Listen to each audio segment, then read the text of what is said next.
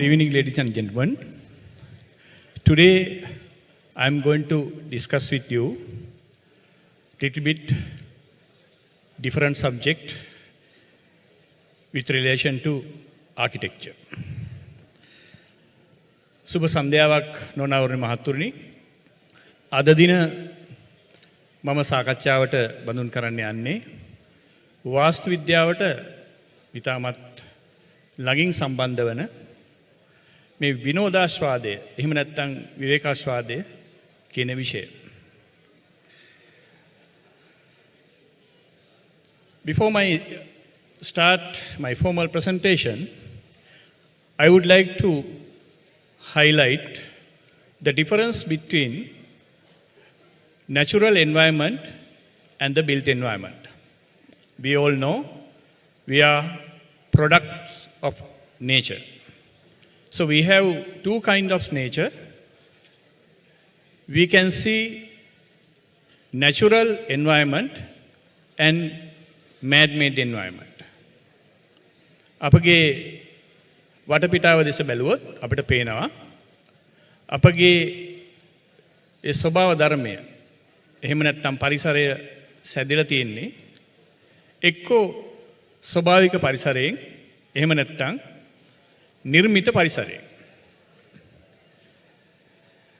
මෙන්න මේ නිර්මිත පරිසරය තමයි අපි වාස්තු විද්‍යාඥයෝ විදිහට ඔබ තමුන්නාන්සේලාගේ රුචි අරුචිකම් දැන හඳුන ගනිමින් අපගේ නිර්මාණ බිහි කිරීමට උපයෝගී කරගන්න. ඒ කියන්නේ ස්වභාවික පරිසරය යම් හේකින් අපි පාවිච්චි කරොත් එතන ඉදිවන්නේ එහෙම නැත්නම් නිර්මාණය වන්නේ නිර්මිත පරිසරය. We as architects, we are responsible for creations and we disturb natural environment and we do creations there, so that we call built environment. This could be a small building or a landscape or any other structure or maybe a house. So this is we call man-made environment. දැන් මේ පින්තූරය දිහා දැක්කහම ඔබට පේනවා මේ පරිසරය මම මුලින් කියපු සාධක දෙක නිර්මාණ හෙවත් නිර්මිත පරිසරයත් ඒ වගේම ස්වභාවික පරිසරයත් එකිනෙක තියෙන පින්තූර දෙකක්. දැන් ඔබට පැහැදිලි ඇති මොකක්ද මේ නිර්මිත පරිසරය කියන්නේ ඒ වගේම ස්වභාවික පරිසරය කියන්නේ කියන එක. Now, ladies and gentlemen, we all are human beings and considered as group of animals. අපි මිනිස්සු වුණාට අපි සතුන් කොට්ටාශයක් වශයෙන් තමයි අපි පිළිගන්නු ලබන්නේ. එතකොට මේ මිනිස්යාගේ ඒ ක්‍රියාකාරකම්, ඔහුගේ හැසිරීම, එහෙම නැත්නම් ඔහුගේ රුචි අරුචිකම් බැලුවහම අපි ගොඩක් සතුන්ට සමානයි. අපි හිතාගෙන ඉන්නවා අපි සතුන් කොට්ටාශයක් නෙමෙයි, සත්තු ඉන්නේ කැලේ. අපි වෙනම කොට්ටාශයක් කියලා. අපි වෙනම ජීවීන් කොට්ටාශයක් කියලා. Ladies and gentlemen, we are under the impression that we are separate group of living beings, not animals. But we have to keep in mind we are also group of animals. If you look at nature, how animals behave, how animals group each other, and how animals play each other, and how animals enjoy each other. So there are many similarities with human nature. දැන් අපි බැලුවොත් සත්තු දිහා සත්තුන්ගේ චර්යාවන් පිළිබඳ එහෙම නැත්නම් සත්තුන්ගේ විනෝදාස්වාදයන් බැලුවහම අප මනුෂ්‍යයන් සමග සසුන්ගේ විශාල වෙනස්කමක් නැහැ. එතකොට මේ විනෝදාස්වාදය කියන එක හැමෝටම පොදුයි. ඔබ තමුන්නාසලා දැකලා ඇති සත්තු සෙල්ලම් කරනවා කැලෑවේ. ඒ වගේ මිනිස්සු සෙල්ලම් කරනවා පිට්ටනි වල. දැන් මේ විදිහට මේ සතුන්ගේ චර්යා රටාවන් ස්වභාවික පරිසර තුල සිද්ධ වෙනකොට අපගේ චර්යා රටාවන් අපි ශිෂ්ට සම්පන්නයයි කියන සමාජයක් විදිහට අපගේ චර්යා රටාවන් කර ගැනීම සඳහා අපි අවකාශ නිර්මාණය කරනවා. Human beings create structures and various things to do their activities, unlike animals. So they do their activities in jungles, we do our activities in man-made spaces. දැන් අපි බැලුවහම වාස්තු විද්‍යාවේ තිබෙනවා ප්‍රධාන අංශ දෙකක්. දැන් ඔබට පේනවා ඇති එක් කොටසක් තමයි මේ චර්යාවන් වල තියෙන විධිමත් බව. ඒ වගේම තවත් කොටසක් තමයි මේ චර්යාවන්ගේ තියෙන අවිධිමත් බව.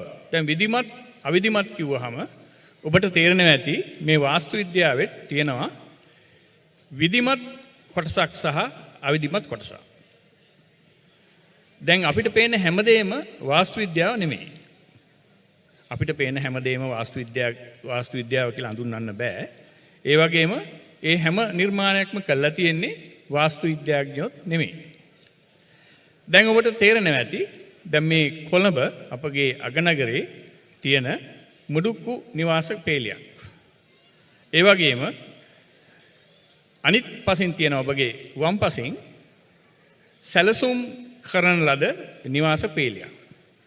එතකොට මේ පින්තූර දෙක සංසන්දනය කරනකොට අපිට පේනවා මොකද්ද විධිමත් බව සහ අවිධිමත් බව කියන එකේ වෙනස. So ladies and gentlemen, you can see the difference between order and disorder if you look at these two slides. The left-hand side, the right-hand side shows you the slums, and the left-hand side indicates you the ordered planned housing scheme. දැන් මේ විදිහට මේ විධිමත් බව සහ අවිධිමත් බව අතර තියෙන මේ දෝලනය අපිට වාස්තු විද්‍යාත්මකව ඊටාම ලස්සනට අපිට පැහැදිලි කරන්න පුළුවන්. ඒ වගේම මේ විධිමත් බවට සහ අවිධිමත් බවට පිළිතුරු මේ වාස්තු විද්‍යාවෙන් සොයන්න පුළුවන්. දැන් ගොඩක් කට්ටිය හිතනවා මේ වාස්තු විද්‍යාව කියන්නේ ගෙවල් නිර්මාණය විතරයි කියලා. ගෙවල් නිර්මාණය නෙමෙයි වාස්තු විද්‍යාව කියන්නේ. වාස්තු විද්‍යාවට විශේෂේෂ්ත්‍රයන් ගණනාවක් සම්බන්ධයි. නගර නිර්මාණය ඒ වාස්තු විද්‍යාවේ එක කොටසක්. ඒ වගේම මේ නිර්මාණය කරද්දී අපිට අවශ්‍ය වෙනවා යම්කිසි වටපිටාවක්, ඒ වගේම යම්කිසි ස්ථානයක්, ඒ වගේම යම්කිසි අවකාශයක්. To do our creations, we need a place, we need an ambience as well as a space. So to do our architectural creations, so we inspired from various things. First one is the ambience. A lot of architects, especially when they do their creations in natural settings, they inspired with the ambience. Then also once they selected the particular location, they concerned about what they see around, what they can look. දැන් මේ වගේ වාස්තු විද්‍යා නිර්මාණයක අපි ගොඩක් වෙලාවට අපි බලනවා වටපිටාව. මේ ගොඩනැගිල්ලක් එහෙම නැත්නම් නිවසක් ඉදිරිපත් කරනවා නම්, නිර්මාණයක් කරනවා නම් ඒ වටපිටාව කොහොමද ඒ නිවැසියන්ගේ අවශ්‍යතාවයන් වලට ඒ වගේම ඒ අවට පරිසරයත් එක්ක සබඳෙන්නේ කියන එක. ඉතින් මේක ගොඩක් වැදගත් කරුණක් මේ වාස්තු විද්‍යාවේ. ඒ වගේම මේ වාස්තු විද්‍යාවේ තවත් කරුණක් අපි සැලකිල්ලට වාජනය කරනවා. ඒ වටපිටාවේ තියෙන එකමුතුභාවය. ඒ වගේම ඒ වටපිටාවේ තියෙන සංකීර්ණත්වය. ඒ වගේම ඒ වටපිටාවේ තියෙන විවිධත්වය. අපි ඉංග්‍රීසියෙන් කියනවා unity, complexity and variety කියලා. In architecture, we all know, so we have to consider how we can create unity, variety and complexity. If you look at in all architectural piece, ladies and gentlemen, you can see unity in it, or the complexity in it, or variety. දැන් මේ රූප සටහන් තුනේ පළමු රූප සටහන ලෝකේ විශිෂ්ටතම නිර්මාණයක්. මේ ඒකීයත්වයට ඉතාම හොඳ නිදසුනක් තමයි මේ ලෝක පූජ්‍යත වාස්තු විද්‍යාඥයෙක් වන ලී කබූෂියේ මෙම නිර්මාණය කළා තිනවා. මේක නිවාසයක්. ෆ්‍රාන්ස් රටේ තියෙන නිවාසයක්. ඉතින් මේක බොහොම වටින නිර්මාණයක් විදිහට අපි ලෝකේ සලකනවා. මේ දෙවැනි නිර්මාණය අපි බැලුවොත් ඔබ තමුන්නාන්සලා දන්නවා ඇති. මේ දෙවැනි නිර්මාණය තාජ් මහල් කියන ගොඩනැගිල්ල ඉන්දියාවේ තියෙන. දැන් බලන්න මේ ගොඩනැගිල්ලේ ඉදිරිපස තියෙන මේ ජලයේ පිරිච්ච මේ අවකාශය තුලින් ඔහු ලබාගෙන තියෙනවා පරාවර්තනයක් මේ ගොඩනැගිල්ලේ. ඉතින් මේ විදිහට තමයි ඒකේ මේ වැරැටි කියන එක ලබාගෙන තියෙන්නේ, සංකීර්ණත්වය කියන එක.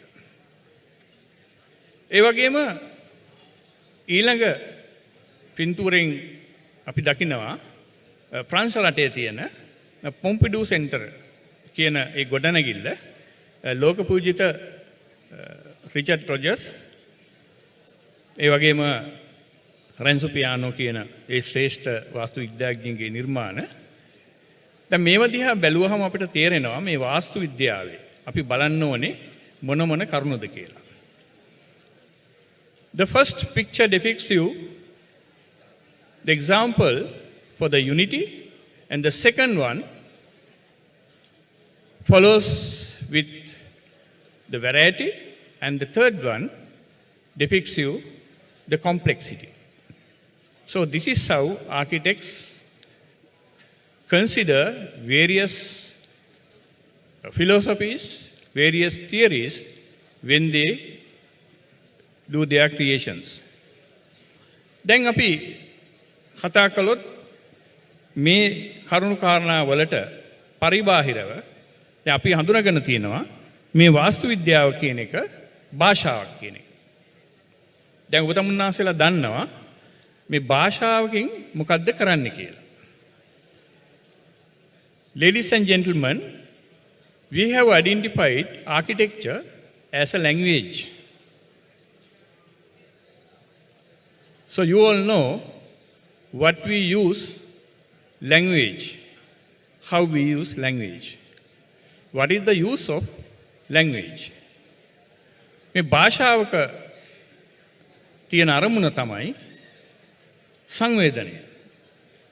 දැන් අපි භාෂාවක් කතා කරනකොට ඔබලාට මේක තේරුම් ගන්න පුළුවන්. දැන් මම මේ කියන භාෂාව ඔබට තේරෙනවා.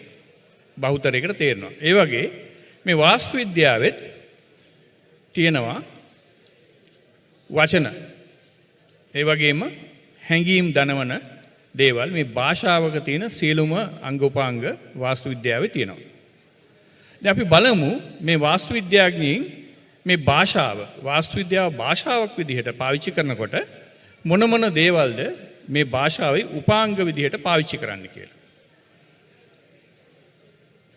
As I mentioned before, ladies and gentlemen, architecture is a language. The language we use for communications.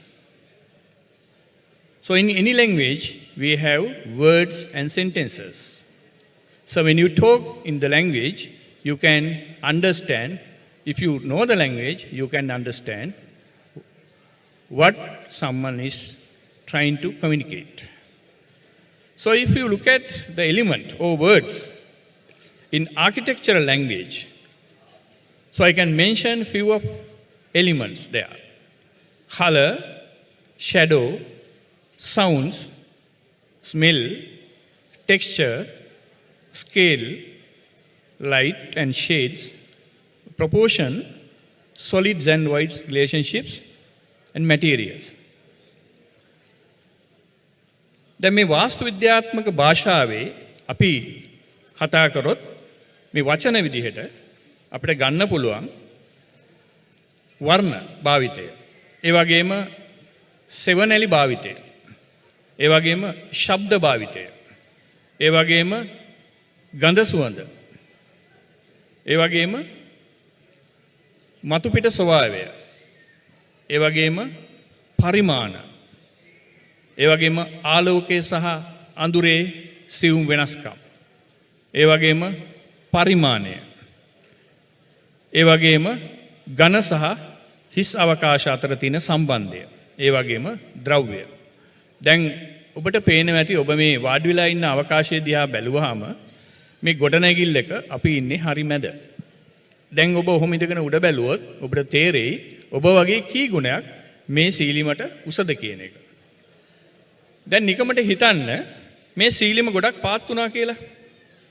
අපි හිතමු මේ සීලිම අඩි 8ක් විතර පාත් වුණා කියලා. දැන් ඔබට මොන වගේ සංවේදනයක් ඇති වේද? මොන වගේ සංවේදනයක් ඇති වේද මේ සීලිම අඩි 8ක් විතර පාත් වුණොත්? ඔබට මේ අවකාශය වින්දනය කරන්න පුළුවන්ද? මේ අවකාශය ඔබට දැන් විඳින විදිහට වින්දනය කරන්න බෑ. ඉතින් ඒ නිසා මේ අවකාශය කියන එක ඊටාම වැදගත්. මේ වර්ණ ඊටාම වැදගත්. ඒ වගේම මේ විදුලි බල්බ වලින් නිකුත් වෙන මේ සෙවණැලි කියන එක ඊටාම වැදගත්. ඒ වගේම මේ ගොඩනැගිලි අභ්‍යන්තරයේ යම් යම් ස්ථානවලින් නිකුත් වන ශබ්දය කියන එක ඔබට වැදගත්. ඒ වගේම මේ ගොඩනැගිලි තුල තිබෙන හෝ අභ්‍යන්තරයේ හෝ එළියේ තියෙන ඒ මතු පිට ස්වභාවයන් කියන එක ඔබට වැදගත්. ඒ වගේම මේ පරිමාණය කියන එක ඔබට වැදගත්. දැන් ඔබ දන්නවා ඇති ඔබ විශාල ස්තූපයක් ළඟට ගියාම එහෙම නැත්නම් විශාල පල්ලියක් ළඟට ගියාම ඔබට කොයි විදිහටද ඔබ ගැන දැනෙන්නේ කියන එක. ඔබ ඊට කුඩා පුද්ගලයෙක් ඒ යම්කිසි ඒ ගොඩනැගිල්ලක් ඉදිරිපිට. ඉතින් ඒ විදිහට තමයි මේ වාස්තු විද්‍යාවේ මේ භාෂාව කියන එක අපි හසුරවලා තියෙන්නේ. දැන් අපි බලමු මේ සම්බන්ධ උදාහරණ කීපයක්. දැන් මෙන්න මේ පින්තූරෙන් අපිට පේනවා සෙවණැල්ල කොයි විදිහටද මේ වාස්තු විද්‍යා භාෂාවට උපකාර වෙලා තියෙන්නේ කියලා. So, ladies and gentlemen, if you look at these three pictures, you can understand how architect has used the shade for his creations. You all know each and every time the sun path is changing. So with that change, you get different shadows within the same building. එතකොට මෙතනදී අපිට යම්කිසි රසඥතාවයක් අපි එකතු වෙනවා. මොකද මිනිසයා හා සත්වයා හැමෝම කැමති මේ විවිධත්වයට. මේ විවිධත්වය නිසා තමයි අපි වර්ණ භාවිතා කරන්නේ. ඒ වගේම මේ සෙවණැලි වල ඒ තියෙන භාවිතාවත් අපි වින්දනය කරන්නේ. ශබ්ද වින්දනය කරන්නේ. ඒ වගේම මේ ගොඩනැගිල්ල තුලින් අපිට පේන දේවල් අපි දකින්නේ මෙන්න මේ සංකල්ප නිසා. එතකොට වාස්තු විද්‍යා භාෂාවේ මේ සෙවණැලි කියන එක එහෙම නැත්නම් මේ ආලෝකයත් එක්ක තියෙන ඒ කතිකාව කියන එක ඊටම වැදගත්. දැන් අපි ගත්තොත් මේ ගොඩනැගිලි ද්‍රව්‍ය වල තියෙන ඒ යම් යම් වර්ණ ගැන්වීම් සහ වෙනස්කම් වලින් කොහොමද මේ ආලෝකයේ සමග මේ රසය විඳින්නේ කියන එක මේ පින්තූරයේ දිහා බැලුවහම ඔබට තේරෙයි. මේ වර්ණ සමග මේ ද්‍රව්‍ය සමග මේ ආලෝකය අපි ඒ ද්‍රව්‍ය තුලින් ගොඩනැගිලි ඇතුළට වැටුනහම හරියට ලස්සන සංගීතයකට සමන් දෙනවා වගේ. දැන් ඔබට සංගීතය කියන එක ඇහුනේ නැති වුණාට වාස්තු විද්‍යා භාෂාවේ මේ යම්කිසි රසයක් ගෙනත් දෙන තැනක් කියන එක අපිට හිතන්න පුළුවන්. ඒ වගේම මෙන්න මේ විදිහේ නිමාවක් මේ වාස්තු විද්‍යා රසය කියන එකේ තව පුංචි උදාහරණයක් විදිහට ගන්න පුළුවන්. දැන් එතකොට අපි කතා කරා මේ වාස්තු විද්‍යාවේ තියෙන ඒ භාෂාවේ තියෙන යම් යම් කොටස් ගැන. ඒ වගේම මේ වාස්තු විද්‍යා නිර්මාණ කරනකොට අපි දැනගන්න ඕනේ එක ප්‍රදේශයක එහෙම නැත්නම් රටක තියෙන සමාජීය සංස්කෘතික සහ ආර්ථික තත්ත්වය. මේක ඊටාම වැදගත්. මොකද අපේ රට සාමාන්‍යයෙන් ගොඩක් දියුණු රටක් නෙමෙයි. එතකොට අප යම්කිසි නිර්මාණයක් කරනකොට අප නිවසක් සාදනකොට අපි බලන්න ඕනේ අපි කොයි විදිහටද මේ අපේ පරිසර සාධකවලට එහෙම නැත්නම් අපේ සමාජීය සාධකවලට අපේ සංස්කෘතික සාධකවලට කොහොමද මේ වාස්තු නිර්මාණය ගැලපෙන්නේ කියන එක. ඒක අපි කතා කරොත් අපි විදේශීය වාස්තු විද්‍යාඥයෙක් ලංකාවේ කරන නිර්මාණයකයි අපේ දේශීය විද්‍යාඥයෙක් පිටරට ගිහිල්ලා කරන නිර්මාණයක අතර ලොකු වෙනසක් තියෙනවා. මොකද දේශීය වාස්තු විද්‍යාඥයා දන්නවා අපගේ මේ තියෙන ආර්ථික සහ සමාජීය තත්ත්වය. ඒ වගේම අපේ රුචි අරුචිකම් අපගේ හැඟීම් දැනීම් හොඳටම දන්න පුද්ගලයා තමයි අපගේ දේශීය වාස්තු විද්‍යාඥයා. එතකොට මේ වගේ අවස්ථාවලදී අපිට බලන්න පුළුවන් අපගේ මේ සංස්කෘතික ඒ වගේම ආර්ථික මේ සන්දබය තුල කොයි විදිහටද අපගේ මිනිස්සු හැසිරෙන්නේ කියලා. දැන් ඔබ දැකලා තියෙනවා මේ අවුරුදු උත්සවවල එහෙම නැත්නම් ආගමික උත්සවවල මිනිස්සු අඳින පනදින හැටි. දැන් බලන්න මේ මිනිස්සු විවිධාකාර විදිහට ඇඳ පැනදගෙන ඉන්නවා. ඒ මිනිස්සු විනෝදාස්වාදය ලබන්නේ මේ විදිහට. මේ එලිමහනේ දුවල පැනලා විනෝද වෙලා. ඒ වගේම අනිත් පින්තූරේ තියෙන්නේ ආගමික උත්සවයක්. දැන් ඔබට තේරෙන්නේ නැති මේ විනෝදාස්වාදය කියන එක තවත් කටයුතු වලට සම්බන්ධ වෙලා තමයි ගොඩක් වෙලාවට තියෙන්නේ. දැන් අපි චිත්‍රය දිහා බලමු. දැන් ඔබගේ දකුණත පැත්තේ තියෙන්නේ මේ ලංකාවේ විහාර චිත්‍රයක්. ඒ වගේම වම් අත පැත්තේ තියෙන්නේ ජපානයේ විහාර චිත්‍රයක්. දැන් ඔබට තේරෙනවා ඇති මම මේ විස්තර කරපු සංස්කෘතික වෙනස. සංස්කෘතික සහ සමාජීය වෙනස. දැන් අපි කියනවා අපේ රටේ තියෙන බුද්ධ ආගම හීනයාන බුද්ධ ආගම, ඒ වගේම ජපානයේ බුද්ධ ආගම, මහායාන බුද්ධ ආගම කියලා. දැන් මේ හීනයාන මහායාන කියන බුද්ධ ආගමේ වෙනස තේරෙනවා මේ වගේ චිත්‍රයන් තුලින්, ඒ වර්ණ සංකලනය තුලින්. කොහොමද මේ ආස්වාදය කියන එක දනවන්නේ කියන එක. දැන් මේ මූලික කරුණුත් එක්ක මම ඔබට දැනුවත් කිරීම කරා මේ වාස්තු විද්‍යාවේ විශේෂ කරුණු කාරණයක් කීපයක්. වාස්තු විද්‍යාවේ අපි බලාපොරොත්තු වෙන පිළිවෙල සහ අපිළිවෙල කියන්නේ මොකද්ද? ස්වභාව ධර්මයේ සහ එහෙම නැත්නම් පරිසරය සහ නිර්මිත පරිසරය කියන්නේ මොකද්ද? ඒ වගේම එකමුතුකම විවිධත්වය සහ සංකීර්ණත්වය කියන්නේ මොකද්ද කියලා. ඒ වගේම වාස්තු විද්‍යාව භාෂාවක් විදිහට අපි කොහොමද ඒ භාෂාව හසුරවන විදිහට අපි වාස්තු විද්‍යාවේ අපි කොහොමද මේ වර්ණ සෙවණැලි එහෙම නැත්නම් මේ ශබ්ද සුවඳ මතුපිට ස්වභාවය පරිමාව ආලෝකය ඒ වගේම මේ සමානුපාත කොටස් ගොඩනැගිල්ලේ ඒ වගේම සුවඳ සහ ගොඩනැගිලි ද්‍රව්‍ය කොහොමද යොදාගන්නේ කියන එක. දැන් මේ ඔක්කොම අපි සම්බන්ධ කරගෙන තමයි මේ දැනුවත් එක්ක තමයි මා මේ කුඩා නිර්මාණය කළා තියෙන්නේ කොළඹින් මදක් එපිට බණ්ඩාරගම් ප්‍රදේශයේ. දැන් ඔබට පේනවා ඇති මේ සතුටු උයනේ. දැන් මේ මිනිස්සු ගොඩක් වෙලාවට අපි භාවිතා කරලා තියෙන්නේ මේ ජලාශ්‍රිත ක්‍රීඩා. දැන් මිනිස්සු ගොඩක් ආසයි ජලයත් එක්ක වැඩ කරන්න. ඒ වගේම ජල ක්‍රීඩා කියන එක අනාදිමත් කාලෙක ඉඳලා මේ මිනිස්සු ජල ක්‍රීඩාවල යෙදিলা තියෙනවා. රජ කාලෙත් ජල ක්‍රීඩා පවත්වලා තියෙන බවට සාක්ෂි සාධක තියෙනවා. එතකොට මේ ජල ක්‍රීඩාව කියන එක තමයි මේ ව්‍යාපෘතියේ විෂය විදිහට පත් වෙලා තියෙන්නේ. දැන් අපි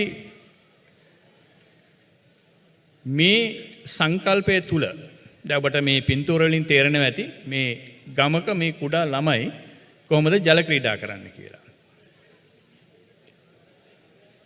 වතුරට පනිනවා, වතුරේ පීනනවා, වතුරේ දඟලනවා. එතකොට මේ සංකල්පයම තමයි මේ වාණිජත්වය මුසු කරලා මේ ජල ක්‍රීඩා කරන්න අවස්ථාව නොලැබෙන මේ සිතාදී මේ මිනිස්සුන්ට මේ ජල ක්‍රීඩා කරන්න මේ අවස්ථාවක් සපයන එක්තරා කුඩා ව්‍යාපෘතියක්. දැන් අපි නරඹමු ඒ කුඩා ව්‍යාපෘතිය තාම ඉවර නෑ. ඒක තාම ඉදිකිරීම මට්ටමේ පවතින්නේ. අපි දැන් ඒ කුඩා ව්‍යාපෘතියේ වීඩියෝවක් නරඹමු. ඒ වීඩියෝව නරඹනකොට ඔබට තේරෙයි මම මේ කතා කරපු වාස්තු විද්‍යා ඒ භාෂාව ඒ මිනිස්යාගේ ස්වභාවයත් එක්ක කොහොමද අපි ඒක ගොනු කරලා තියෙන්නේ කියන එක. දැන් අපි ඒ වීඩියෝව නරඹමු.